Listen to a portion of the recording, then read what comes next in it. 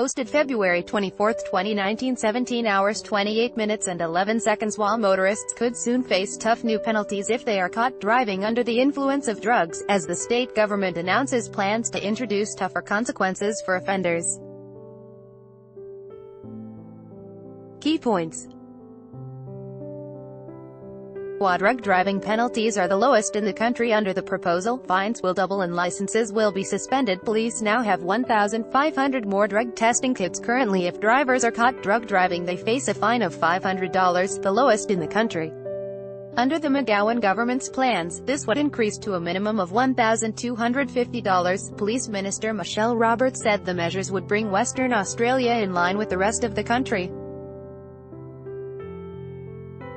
The state government also wants to introduce new offenses to target motorists driving under the combination of alcohol and drugs, including stopping them from driving if illegal substances are detected. One of my concerns is that someone might test positive for drugs, maybe under the influence of methamphetamine, and yet they can continue to drive. They face only a $500 fine, Ms. Roberts said. We need to address that issue and make sure the penalty better reflects what the community expects. This is done elsewhere in Australia, but it's not been put in place in Western Australia. We know that drivers are even more impaired if they are driving under the combination of the influence of alcohol and the influence of drugs. Under the proposal, a driver who blew 0.08 alcohol and had meth in their system would face a fine of up to $3,400 and a 6-month license disqualification.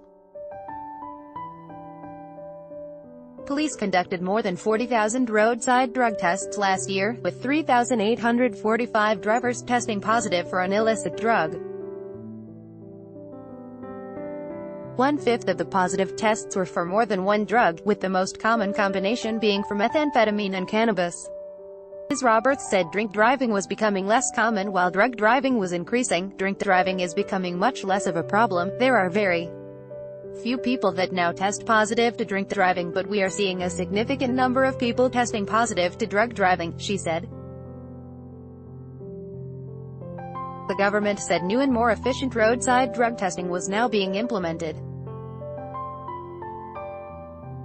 Police officers have been provided with 1,500 drug testing kits, and they can decide if further drug testing is needed. Police administrate vastly more alcohol tests than they do drug tests, and generally they look at the drivers and make their own assessment as to whether a drug test is necessary, Ms. Roberts said.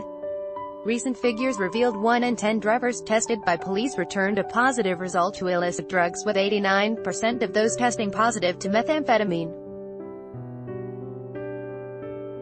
The next most commonly detected drug was cannabis, followed by MDMA, ecstasy. The new measures will be introduced into Parliament this year. Topics: law, crime and justice, government and politics, drugs and substance abuse, driver education. Perth 6000, Wa.